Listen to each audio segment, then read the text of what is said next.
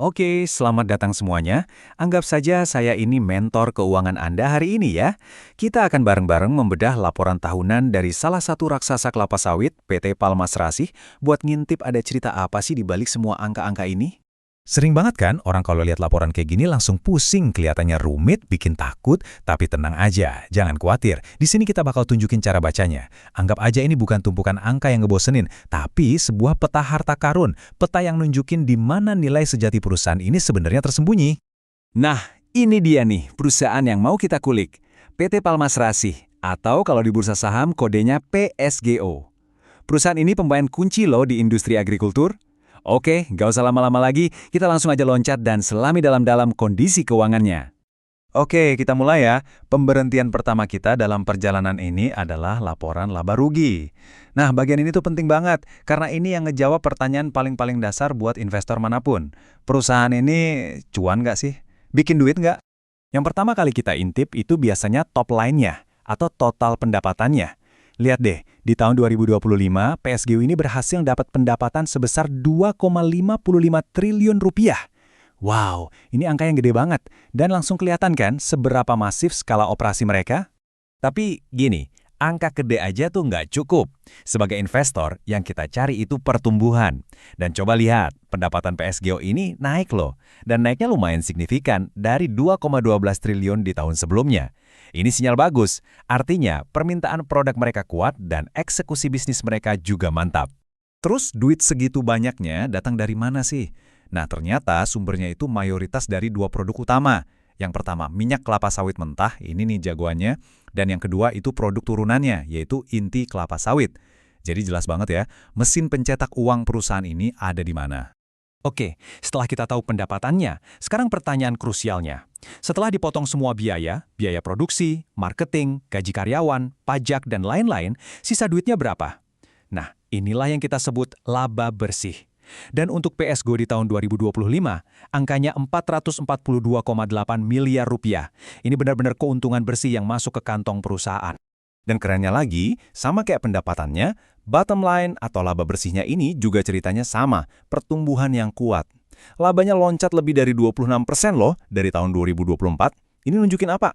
Artinya perusahaan ini nggak cuma jago naikin penjualan, tapi juga pinter banget ngelola biayanya. Efisien. Oke, mesin uangnya udah kita lihat, kenceng larinya. Sekarang, waktunya kita periksa kesehatannya. Kita pindah ke bagian selanjutnya, neraca keuangan. Gampangnya gini, anggap aja ini kayak hasil medical check-up lengkap buat perusahaan. Dari sini kita bisa lihat seberapa sehat dan seberapa kokoh fondasi finansialnya. Inti dari neraca keuangan itu sebenarnya cuma satu persamaan simpel tapi sakti banget dan harus selalu seimbang. Aset itu sama dengan liabilitas plus ekuitas. Atau gampangnya, semua harta yang dipunya perusahaan atau aset itu sumber dananya ya cuma dari dua. Kalau nggak dari utang atau liabilitas, ya dari modal para pemilik atau ekuitas. Sesimpel itu.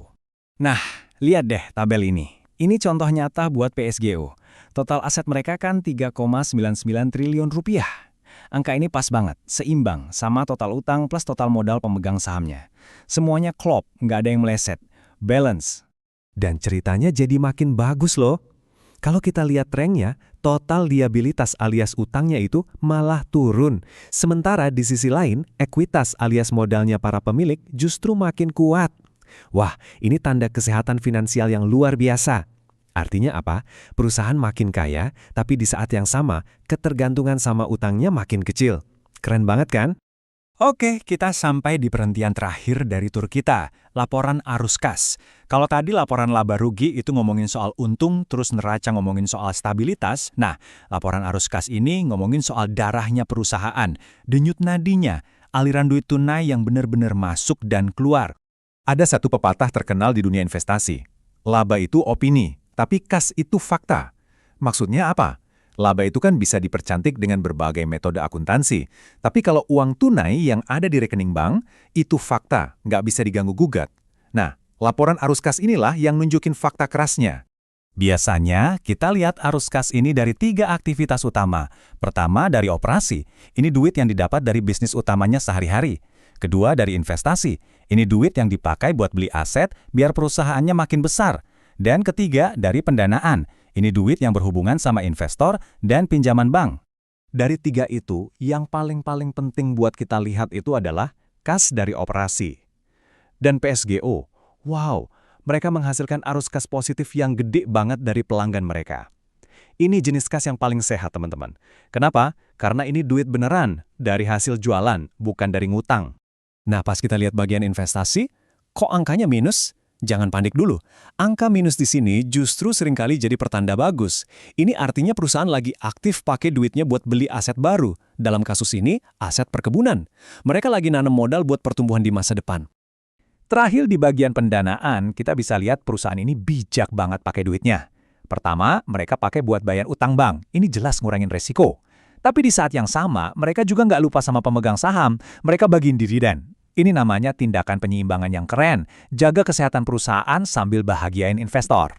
Oke, tur 3 laporan keuangan kita udah selesai. Sekarang, ayo kita mundur sedikit, coba sambungin semua titik-titik yang udah kita temukan.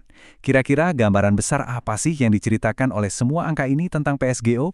Jadi kesimpulannya, kita nemuin sebuah cerita tentang pertumbuhan yang kuat, baik dari sisi pendapatan maupun laba.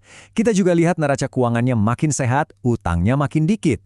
Dan yang paling penting, arus kas dari operasinya deras banget, dan duitnya dipakai buat dua hal bagus, investasi buat masa depan, dan bagi-bagi keuntungan ke pemegang saham. Ini gambaran perusahaan yang solid banget. Nah, setelah kita bedah bareng-bareng, Anda itu bukan lagi pendengar pasif, tapi udah jadi analis aktif. Tentu analisis ini nggak ngejawab semua hal ya, tapi ini jadi bekal buat Anda untuk bertanya lebih tajam dan lebih cerdas. Dengan fundamental yang sekuat ini, sekarang giliran saya yang nanya ke Anda. Kira-kira apa satu pertanyaan paling penting yang bakal Anda lontarkan ke manajemen PSGO soal langkah mereka ke depan?